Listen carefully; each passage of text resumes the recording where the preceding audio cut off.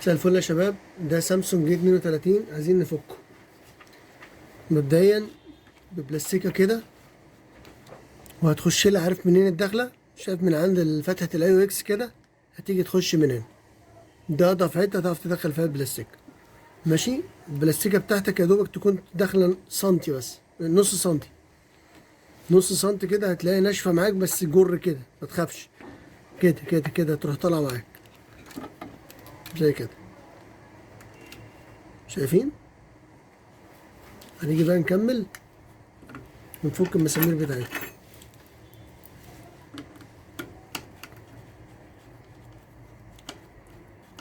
هو جهاز بسيط قوي في شغله يعني.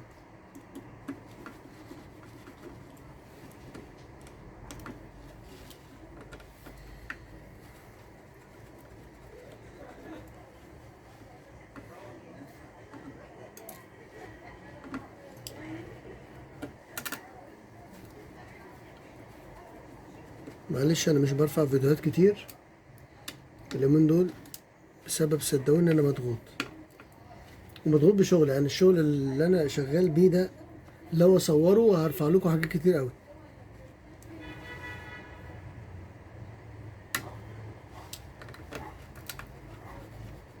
بس يعني بحاول ارفع لكم الحاجات اللي هي الجديده، اللي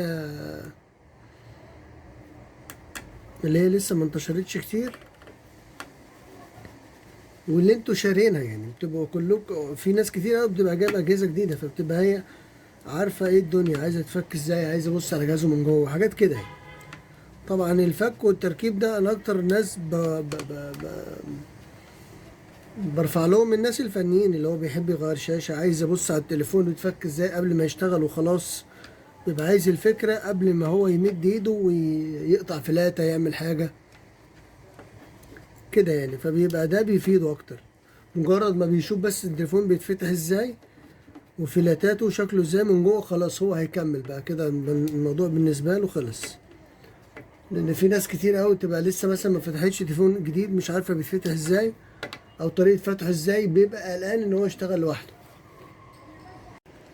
معلش انا وقفت الفيديو ورجعت تاني برضو انشغلت مع عملة.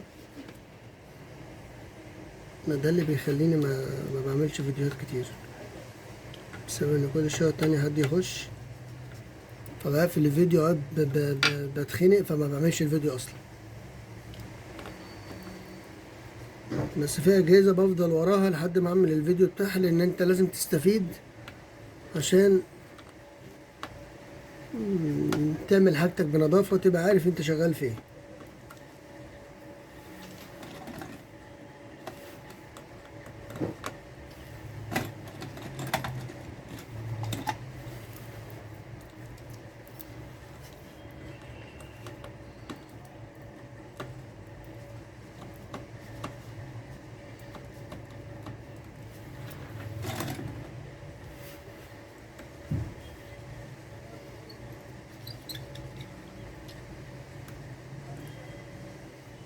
الجهاز ده اول مرة يتفك، فعشان كده مساميره رخمة شوية.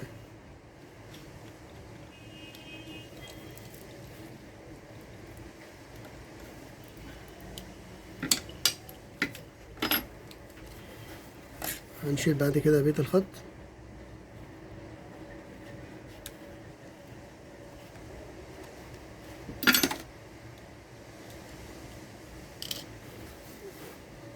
وهنبدأ بالمعلقة بتاعتنا. خليك حنين، ما تضغطش جامد عند البيت ده عشان ما يتكسرش منك الضلع بتاعه. تخليك في الدخلة بتاعتها، تخليك حنين يعني، تخلي بالك بس.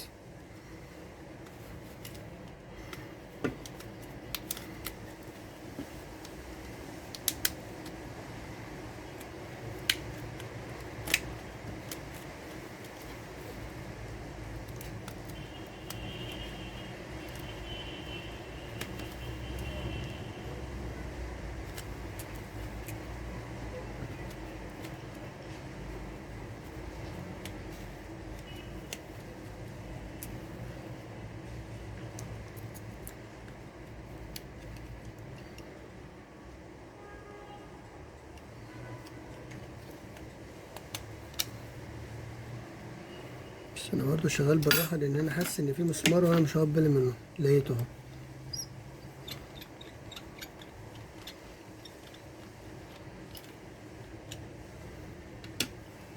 ده الجهاز.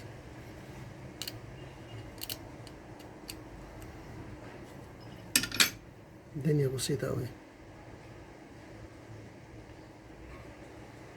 ده سوكت الشاشة اهو، مش هناخد غير شاشة. في ناس بتغلط وترفع البصمة دي والليلة دي كلها. مش لازم ترفع البصمة دي عشان لما تيجي تركب يقولك اصل البصمة مش شغالة فتقعد تفرمت الجهاز عشان تشتغل. فمش لازم يعني الموضوع، خليك زي ما انت كده ببصمتك. ليه ترفع دي؟ طالما تغير شاشة يرفع دي وخلصت الشاشة. بس حبايبي، موضوع بسيط.